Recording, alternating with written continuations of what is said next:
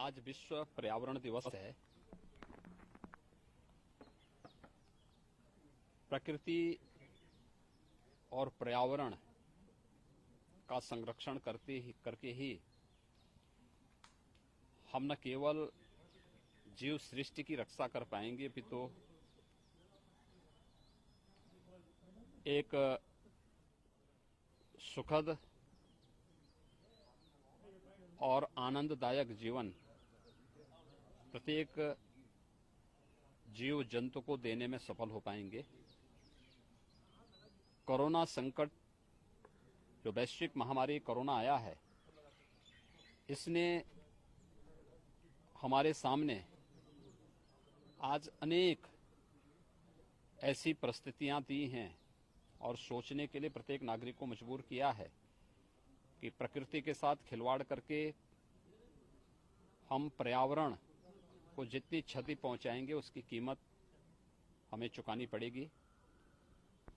विश्व पर्यावरण दिवस के अवसर पर हम अपने पर्यावरण की रक्षा करके प्रकृति के साथ कैसे समन्वय स्थापित कर सकते हैं, इसकी एक नई प्रेरणा ले सकते हैं। उत्तर प्रदेश में हमारी सरकार ने निर्णय लिया है, जैसे कि अभी आप जानते हैं कि आदरणीय प्रधानमंत्री जी ने कोरोना संकट से उभरने के लिए पीएम पैकेज की घोषणा की है और पीएम पैकेज के माध्यम से लोगों के जीवन में खुशहाली लाने के लिए अनेक प्रकार के प्रावधान किए हैं। उत्तर प्रदेश के अंदर जैविक खेती को हम कैसे आगे बढ़ा सकते हैं, इस पर हमारी कार्य योजना बनकर के तैयार है। नमामि गंगे परियोजना के माध्यम से गंगा की अविरलता और निर्मलता के लिए जो कार्य विगत 5 वर्षों के दौरान हुआ है, आज उसके परिणाम हम सबके सामने देखने को मिल रहे हैं। इसके साथ ही गंगा के तटवर्ती क्षेत्र में व्यापक वृक्षारोपण के एक बृहद अभियान को हाथ में लेकर के जो किसान गंगा के तटवर्ती क्षेत्रों में फलदार वृक्ष अपने खेत के मेड़ पे लगाएगा, उसे निःशुल्क पौधा उपलब्ध कराने, जो अपने पूरे खेत में फलदार वृक्ष लगाएगा, कोई केमिकल, फर्टिलाइजर और पेस्टिसाइड उपयोग नहीं करेगा, उसे प्रतिवर्ष महीने के हिसाब से कुछ सब्सिडी शासन स्तर पर एकड़ के हिसाब से देने की व्यवस्था के साथ ही हम लोगों ने लक्ष्य रखा है कि पूरे प्रदेश में इस पूरे सीजन में हम लोग 30 करोड़ से अधिक वृक्षारोपण के कार्यक्रम को वन विभाग के माध्यम से करने के लिए कार्य करेंगे। इसके साथ ही यह भी लक्ष्य रखा गया है कि वन महोत्सव का कार्यक्रम 1 जुलाई से लेकर 7 जुलाई के बीच में होगा। किसी एक तिथि को वन विभाग के साथ सभी विभागों की बैठक एक बार हो चुकी है, मैंने एक बार बैठक ले ली है, हमारे वन मंत्री जी इसकी बैठक निरंतर ले रहे हैं और हमारा प्रयास है कि एक ही दिन में फलदार, छायादार, इमारती लकड़ियों से संबंधित जो वृक्ष होंगे, ऐसे सभी वृक्षों को लगा करके हम लोग एक ही दिन में 25 करोड़ वृक्षारोपण के लक्ष्य के साथ प्रदेश वर्तमान में कार्य कर रही है।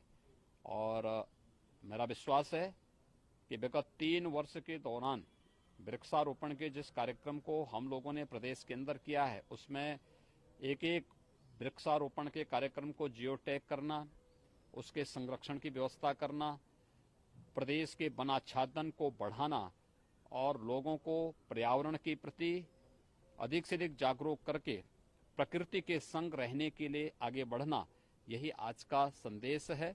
मैं इस अवसर पर प्रदेशवासियों को विश्व पर्यावरण दिवस की अपनी बधाई देता हूं, अपनी शुभकामनाएं देता हूं और विश्वास व्यक्त करता हूं ये पर्यावरण का संदेश हम सबको अपने पर्यावरण को अधिक से अधिक संरक्षित करने और प्रकृति के संग समन्वय बनाने की प्रेरणा प्रदान करेगा।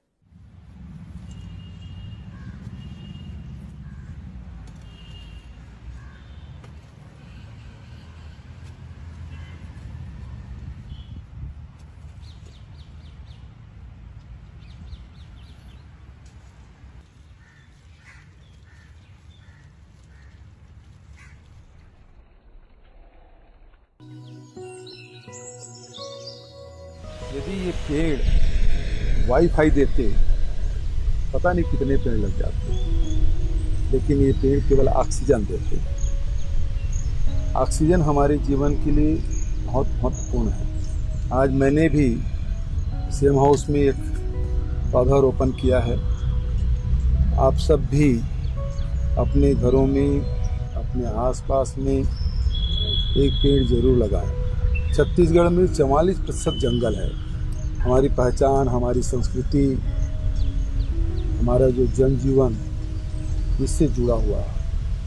आज पूरे देश में कोरोना संक्रमण फैला हुआ है और केवल देश नहीं, पूरे विश्व में। और ऐसे समय में शुद्ध वातावरण का कितना महत्व है, हर व्यक्ति इसको समझ रहा है। इस पर्यावरण दिवस के अवसर पर सभी से मैं आग्रह करना चाहता हूँ,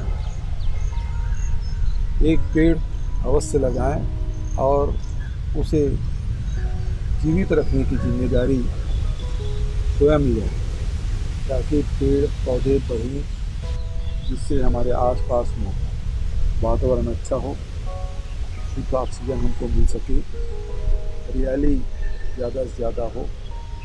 ये मैं आप सबसे अपील करता हूँ।